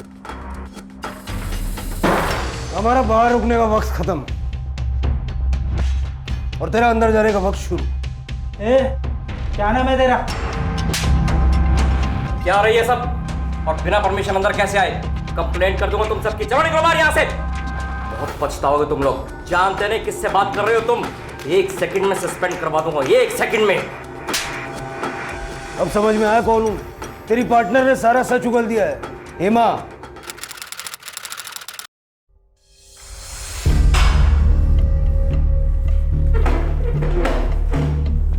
मुंह नहीं खुलेगी, मत खोल। तेरे पार्टनर ने तेरे बारे में सारा सच कबूल कर लिया है। किस तरह तुम लोगों ने डॉक्टर शिरीष को बदनाम करने का प्लान बनाया, किस तरह रेप करवाया, किस तरह इस सब के लिए उसने तुम्हें थोड़े से ज्यादा पैसे दिए। बेटी बेटी बोल रही है गौरी को, थोड़े से पैसों के लिए बेटी को बेच दिया। मैंने कोई प्लान नहीं बनाया साहिब। मुझे तो मालूम भी नहीं था कि वो गौरी का रेप। मैं तो वही करने वाली थी जो हर टाइम करती थी, झूठा आरोप लगाकर ब्लैकमेल कर रही है साहिब। लेकिन सर नेता पाटिल तो बोल रहा है कि रेप का आइडिया इसी का था, ज्यादा पैसे कमाने के लिए। झूठ बोल रहा है कमीना। उस दिन भी झूठ बोल रहा था। वो कह रहा था कि वो गौरी से सिर्फ मिलना चाहता है, प्लान समझाने के लिए।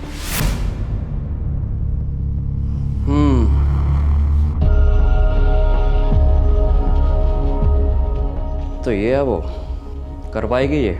मतलब कि हो पाएगा इससे? इतना बड़ा तमाशा करने के लिए दम चाहिए। पहले भी तो कर चुकी है ना साहब। तुम जाओ, अकाउंटेंट को बोल दिया मैंने, पैसे ले लो। और सुनो, आधे मिलेंगे और आधे नर्सिंग होम बंद करवाने के बाद, ठीक है? जाओ। हेमा, इसे यहीं रहने दो, मुझे इससे कुछ बात करनी है। तुम रुक, मैं आती हूँ।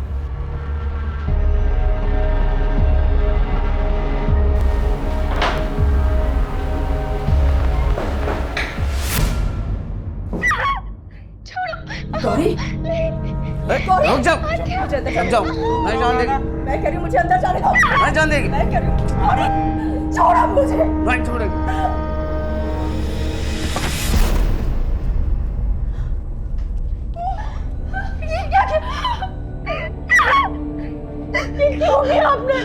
ताकि सबको ऐसा लगे कि इसके साथ सचमुच रेप हुआ है।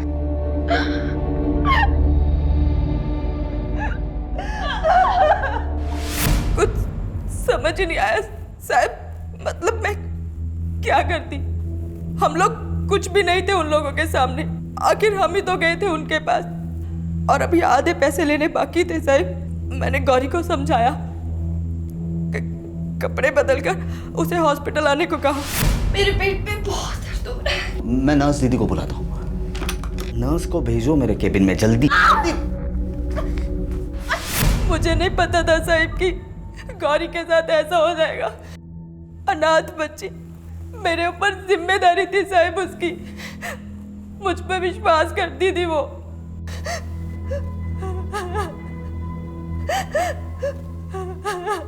क्या हुआ था गांव में? बेच दिया उसे।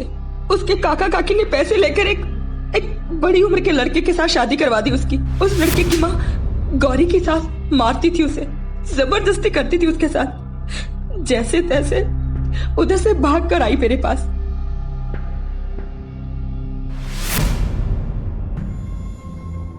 और तुमने उस बच्ची का इस्तेमाल लोगों को ब्लैकमेल करके पैसा ऐंठने के लिए किया। सिर्फ मेरे अकेले के लिए नहीं किया साहब, वो पढ़ना चाहती थी, सच में वो नर्स बनना चाहती थी साहब। मेरे पास और कोई चारा नहीं था। मेरा पति हलकट सारा दिन दारू पी के पड़ा रहता था, मैं क्या करती?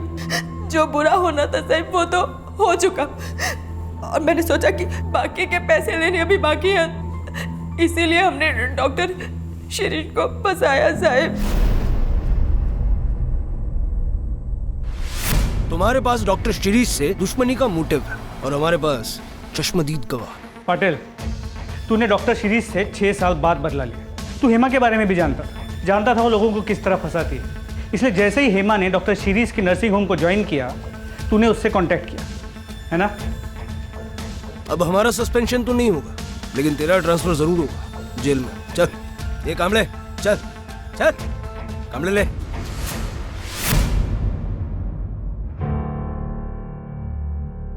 डॉक्टर शिरीष, देखिए कभी कभी जस्टिस को पाने के लिए हमें कई ऐसे कदम उठाने पड़ते हैं जो बाद में गलत साबित होते हैं। ये भी उन्हीं में से एक था। जो कुछ आपके साथ हुआ उसे तो हम बदल नहीं सकते, but we apologise. That's okay sir.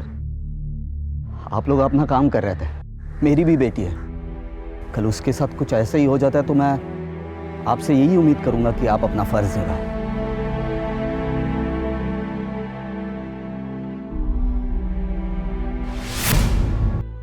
मैं डॉक्टर था, हूं और रहूंगा। आज भी मेरे पेशेंट्स की भलाई मेरे लिए ज्यादा मायने रखती है। लाइफ में आए इस मुश्किल दौर को मैं अपने आप पर हावी नहीं होने दूंगा। मेरे अतीत को मेरी पहचान नहीं बनने दूंगा। जो हुआ उसके चलते ना मुझ में नफरत पैदा होगी, ना डर, ना निराशा। मैं पहले की ही तरह लोगों की मदद करूंगा, उन्हें सहारा दूंगा, ताकि फिर कभी किसी और के साथ वो ना हो जो मेरे साथ हुआ, मेरे परिवार के साथ हुआ, और खासकर वो जो गौरी के साथ हुआ।